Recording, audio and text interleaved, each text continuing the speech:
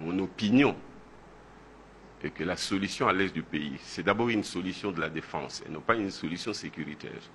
La défense, c'est qu'il faut régler la situation avec le Rwanda. Régler la situation, il faut faire la guerre au Rwanda.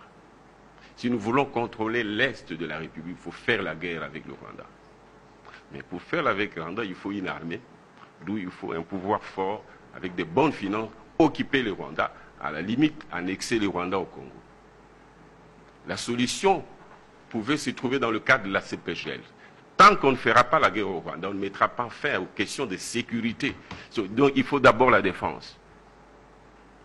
La défense, c'est l'option de la défense qui nous permet d'avoir des solutions sur les plans sécuritaires.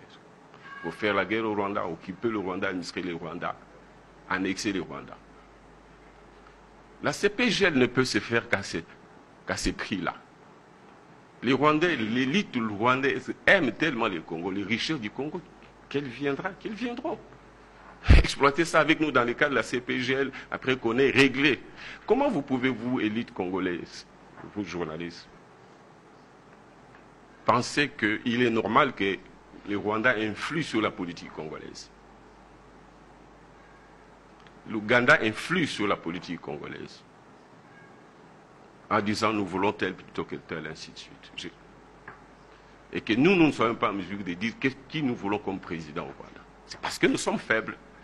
Les premiers défis, il faut les lancer à nous-mêmes. Tant que nous n'aurons pas une armée, et nous n'aurons jamais d'armée si on n'a pas une bonne économie et par conséquent de bonnes finances, pour être en mesure de financer notre armée. Le Rwanda va se discipliner de lui-même. Nous pourrons faire la paix déjà en organisant notre État. D'où les principes de la solidarité qui doit caractériser nos rapports au sein du peuple, au sein de la classe politique. D'où la nécessité d'avoir un pouvoir légitime capable d'organiser l'économie, d'avoir de bonnes finances et d'être capable de financer une armée pour que les Rwandais se disciplinent, tous nos voisins qui nous importunent. L'intégration sous-régionale qui est une nécessité. Qui aurait pu faire que les Rwandais viennent au Congo par la grande porte? Pourquoi les Chinois, les Asiatiques, les Indiens peuvent venir investir dans notre pays, pas les Rwandais, pas les Ougandais? Pourquoi pas? Ce sont les Africains et les Congolais, de manière générale, nous sommes africanistes. Les Rwandais peuvent venir investir, exploiter. D'ailleurs, les 10 000 ou les 5 000 ou 8 000 kilomètres carrés qu'ils veulent avoir et qui n'auront jamais, en tout cas qui n'auront pas dans la paix. Et la guerre sera longue et peut-être éternelle. Ils ne l'auront jamais. Mais ce 10 000, c'est peu par rapport à ce qu'ils peuvent avoir en venant au Congo. Mais pour cela, il faut qu'un Congo solide qui sécurise les intérêts des communautés, qui sécurise les intérêts des citoyens, qui sécurise les intérêts, y compris des Rwandais, des Angolais et tous les autres compatriotes africains qui peuvent venir au Congo. Il n'y a que dans la paix. Il n'y a que dans les respects mutuels. Il n'y a que dans la sécurisation des intérêts des communautés locales, congolaises, rwandaises et autres, que nous pouvons travailler ensemble et mettre à la disposition de l'Afrique, nous, Congolais, tout ce que nous avons comme opportunité, mais aussi profiter des opportunités qu'il y a au Rwanda. Pourquoi pas? Alors, pour obtenir ça, il faut faire la guerre au Rwanda. Ce n'est pas en pleurnichant.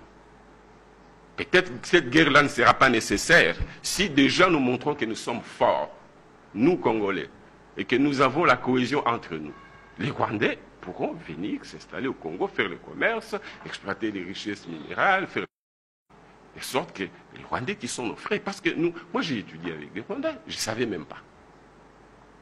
Donc nous sommes toujours bien comportés. Peut-être que le cafouillage qu'il y a dans notre pays oblige les gens, les multinationales, les Rwandais et tous les autres de venir prendre frauduleusement ce qu'ils auraient pu prendre en toute transparence en travaillant avec les Congolais, quitte à ce que la part des Congolais reste au Congo, en l'occupant si c'est nécessaire, en l'exploitant ou en l'annexant au Congo. Pour qu'on fasse un même pays ou une confédération congolaise, ce n'est qu'alors que nous aurons la paix pour que nous puissions développer la sous-région des Grands Lacs.